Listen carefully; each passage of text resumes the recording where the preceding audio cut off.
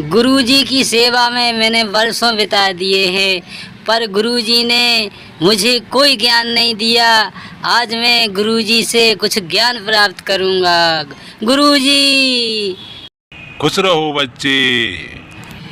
हे गुरुजी, कृपा करके मुझे कुछ ज्ञान दीजिए जिससे कि मेरा उद्धार हो सके। आपने मुझे कोई ज्ञान नहीं दिया। मुझे वर्षों बीत गए हैं गुरुजी, आपकी सेवा करते करते मेरा उद्धार करिए। मुझे कोई मार्ग दिखाइए जिससे कि मुझे नरक में ना जाना पड़े। हे गुरुजी, दया करिए, आप मुझे ज्ञान दीजिए गुरुजी। चेले, चिंता मत करो, मैं तुम्हारे कहने का तात्पर्य समझ गया हूँ। तुम्हारा उद्धार होगा, अवश्य होगा। मैंने 4 वेद, 6 शास्त्र, 18 पुराणों का ज्ञान प्राप्त किया है। फिर तुमने कैसे सोच लिया कि तुम नरक में जाओगे? अरे, तुम्हारे लिए तो स्वर्ग के द्वार खुले मिलेंगे। मैं ज्ञान दूंगा तुम्हें। आज मैं तुम्हें ज्ञान की पहली सीढ़ी चढ़ाऊंगा। मैं आज तुम्हें वर्ण व्यवस्था के बारे में बताऊंगा। अपने आश्रम में चलते हैं, वहीं बैठकर वर्ण व्यवस्था के बारे में विस्तार से बात करते हैं और तुम्हें समझाते हैं कि वर्ण व्यवस्था क्या है। ब्राह्मण, वैश्य, क्षत्रिय, शूद्र, इनके बारे में आज हम तुम्हें बताएंगे।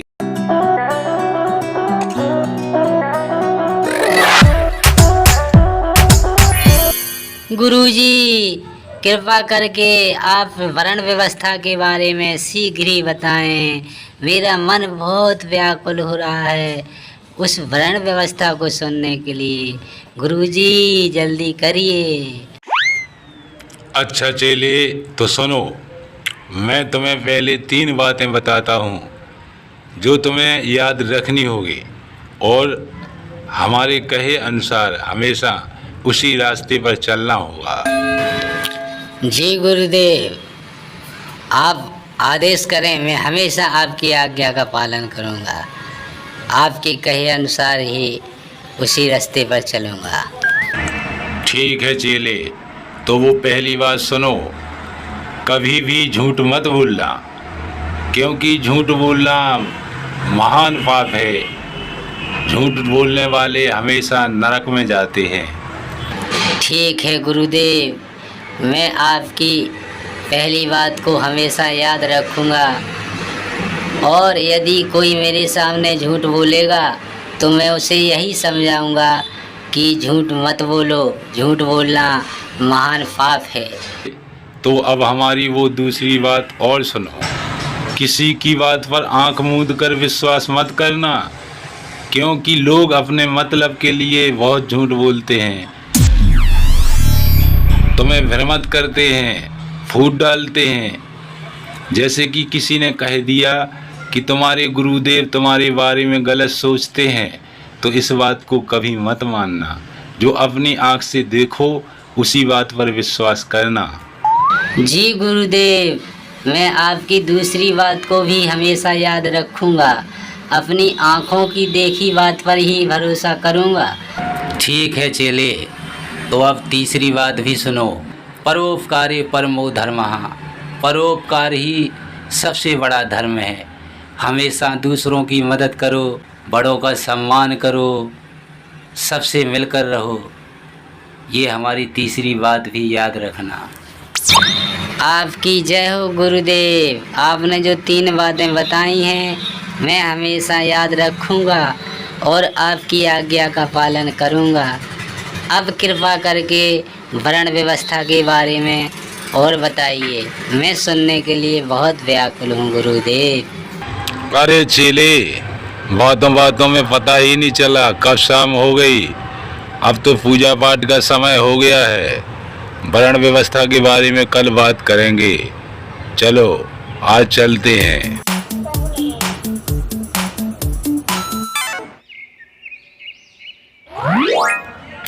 हाँ तो चेले, अब सुनो उस वर्ण व्यवस्था के बारे में जिसके लिए तुम बहुत व्याकुल थे। हिंदू धर्म में समाज को 4 वर्णों में बांटा गया है, ब्राह्मण, क्षत्रिय, वैश्य, शूद्र। क्यों गुरुदेव, ऐसा क्यों किया गया? ऐसा इसलिए चेले, मनुस्मृति में लिखा है कि ब्राह्मण ने मस्तिष्क से जन्म लिया और क्षत्रिय ने भुजाओं से और वैश्य ने पेट से जन्म लिया और शूद्र ने पैरों से जन्म लिया। इसलिए ब्राह्मण सबसे ऊंचे है, दूसरे नंबर पे क्षत्रिय और तीसरे नंबर पे वैश्य और चौथे नंबर पे शूद्र माने जाते हैं, जो सबसे नीचे वर्ण के हैं। अच्छा गुरुदेव, ये तो बड़ा चमत्कार है। आपके यहाँ ब्राह्मण मस्तिष्क से जन्म लेते हैं, शूद्र पैरों से निकलते हैं, क्षत्रिय भुजाओं से निकलते हैं और वैश्य पेट से निकलते हैं। अरे गुरुजी, मैं तो शहर में रहता हूँ, सब एक सा जन्म लेते हैं। आप गांव देहात में रहते हैं, तो आपके यहाँ तो ये बड़ा चमत्कार है। अरे चेले, आज तो सब पेट से ही जन्म लेते हैं, ना कोई मस्तिष्क से, ना कोई भुजाओं से, ना कोई पैरों से, सब माँ की पेट से ही जन्म लेते हैं। अरे फिर गुरुदेव, ऐसा कैसे हो सकता है? आज नहीं है तो फिर कल कैसे हुआ होगा? आप झूठ बोलते हैं, महान पाप है ये। आप ही ने कहा था कि पहली बात झूठ मत बोलना, और आप ही झूठ बोल रहे हैं। इसका मतलब है कि हमें भी नरक में जाना पड़ेगा, आप भी नरक में जाओगे। गुरुदेव, ये बात मेरी समझ में नहीं आई, क्योंकि मैं आज तक जो देख रहा हूँ, माँ की पेट से ही सब लोग जन्म लेते हैं। आज तक आपने किसी को देखा है कि कोई मुंह से निकला हो, कोई नाक से, कोई आँख से निकला हो? अरे गुरुदेव, आप मूर्ख हैं, नालायक हैं। मुझे भी नरक में ढकेलोगे, आप तो पहले ही नरक में जाओगे। अरे चेला, तू कैसा चेला है? तू अपने गुरुजी से नालायक कहता है, मूर्ख कहता है। अरे तुझे शर्म आनी चाहिए। मैं तुझे ज्ञान दे रहा हूँ और तू मुझे मूर्ख कह रहा है, नालायक कह रहा है। सभ्यता से बात कर मूर्ख। अरे गुरुजी, आप तो नाराज हो गए हैं। मैंने आपसे क्या असभ्य बोला? मैं सभ्यता से ही तो बात कर रहा हूँ। नालायक का मतलब भी नहीं समझते आप? ना माने नहीं, लायक माने लायक। मेरे आप गुरु बनने लायक नहीं थे, क्योंकि आप ही कहते हैं कि झूठ मत बोलो, झूठ बोलना महान पाप है और आँख की देखी बात पर विश्वास करना चाहिए। और आप ही झूठ बोलते हैं, जो नहीं देखा उस बात को आप मानते हैं। इसलिए आप मूर्ख हैं या नहीं हैं? तो मैंने क्या गलत कह दिया? आप मूर्खता की बात कर रहे हैं तो मूर्ख हैं और गुरु बनने लायक नहीं हो, तो इसलिए मैंने नालायक कह दिया। अरे गुरुजी, ऐसा मत करो। ये ज्ञान क्या है गुरुजी, मेरी समझ में नहीं आ रहा है। आप मुझे विस्तार से समझाइए। अरे अकल की दुश्मन, तुझे भगवान और इंसान में फर्क नहीं दिखता। वो भगवान ब्रह्मा थे जिनने ये सृष्टि रची थी, सबको अलग अलग वर्ण में बनाया था। नालायक तू है, तू ज्ञान समझता नहीं है, मूर्ख है। इंसान की तुलना भगवान से कर रहा है। भगवान भगवान ही होता है, इंसान इंसान ही होता है। इस बात को तू क्यों नहीं समझता मूर्ख?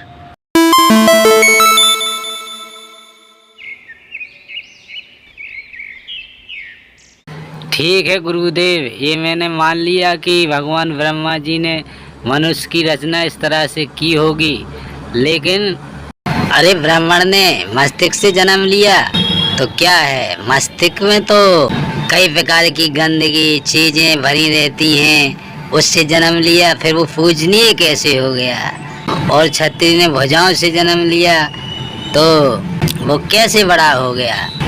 ब्रह्मा जी के शरीर से ही जन्म लिया ना। और वैश्य ने पेट से जन्म लिया तो क्या है? पेट में तो हर तरह की गंदगी होती है, मल मूत्र सब पेट में ही तो भरा रहता है। वहाँ से जन्म लेने वाला कहाँ से ऊंचा हो जाएगा? अरे पैरों से शुद्ध ने जन्म लिया तो वो नीचे कैसे हो गया? कैसे नीच हो गया? अरे गुरुदेव, क्या ब्रह्मा जी के पाँव गंदे थे? क्या भगवान के भी पाँव गंदे होते हैं? अरे शरीर तो एक ही है ना, तो इंसान को तो एक समान होना चाहिए। ये क्या है गुरुदेव, ये तो सरासर अत्याचार है, ये सब झूठ है। मुझे ये बात हजम नहीं होती है गुरुदेव। अरे ये तो बहुत बुद्धिमान है, मैं इसे बेवकूफ़ समझता था। ये तो मेरी हर बात काटता जा रहा है। अब क्या करूं मैं, इसके लिए क्या सोचूं? कह तो वैसे ठीक रहा है, लेकिन ये सारा धंधा चौपट कर देगा। अरे चेला, जो ग्रंथों में लिखा है वो गलत थोड़ी हो सकता है। जो परंपरा पहले से चली आ रही है हम उसको नहीं नकार सकते। तुम्हें ये मानना पड़ेगा, जो ज्ञान हम दे रहे हैं वो तुम्हें ज्ञान सीखना होगा और सब में तुम्हें बांटना होगा। आगे चल के भी यही रीति रिवाज रखना होगा। ठीक है चेली, तुम अपनी मत चलाओ, जो हम कह रहे हैं उस बात को सुनो और हमारी बात मानो। गुरुदेव, ये बताने की कृपा करें कि इस संसार में जितने देश हैं उनका भगवान अलग अलग है कि ईश्वर एक ही है, कि भारत देश का भगवान अलग है। मैं ये बात नहीं समझ पा रहा हूँ गुरुदेव। सुनो चेले, हर इंसान को बनाने वाला ईश्वर एक ही है। चाहे कोई देश हो, संसार में जितने भी देश हैं सबको भगवान ब्रह्मा जी ने ही रचा है। जब सृष्टि की रचना की गई थी तो उसमें सारा संसार आता है। कोई भारत देश की रचना अलग से नहीं की गई। सारे संसार का भगवान एक ही है, तो भारत देश का भगवान अलग कैसे होगा? गुरुजी, फिर ये बताने की कृपा करें कि अन्य देशों के लोगों को भगवान ब्रह्मा जी ने कहाँ से पैदा किया था? पेट ही पेट से किया, कि पाँव पैर ही पैर से किया, कि भुजाएं भुजाओं से किया? क्योंकि अन्य देश के लोग तो एक रहते हैं, उनमें तो कोई वर्ण व्यवस्था नहीं है, वो तो कोई ऊंच नीच का भेदभाव समझते नहीं है। फिर इस भारत देश में कहाँ से अलग भगवान आ गया जिसने वर्ण व्यवस्था बना दी? अरे मूर्ख मनुवादी इंसान, तुम जैसे इंसानों ने ही हिंदू धर्म को बिगाड़ रखा है। धूर्त मनुवादी, समझ अभी भी आंखें खोल ले। इस संसार में हर इंसान एक समान है। फिर तेरा भगवान कहाँ से अलग हो गया? तू मनुवादी है, तेरे दिमाग में अभी गोबर भरा है।